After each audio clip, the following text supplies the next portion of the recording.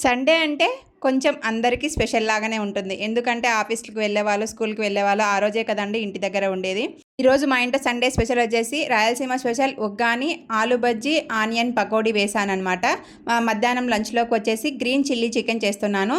Green chilli chicken చేయడానికి half KG చికెన్‌ని తీసుకొచ్చి బాగా వాష్ చేశాననమాట. వాష్ చేసిన తర్వాత మార్నింగ్ చేసిన ఆలు బజ్జీ, ఆనియన్ బజ్జీ ప్యాన్‌లోనే ఆయిల్ ఉంటే వాటిలోనే వేసేసి బాగా హాఫ్ టేబుల్ స్పూన్ పసుపు, కొద్దిగా సాల్ట్ వేసేసి ఉడకబెట్టి వాటిలోని వాటర్ పోయే వరకు ఉడికించుకున్నాననమాట.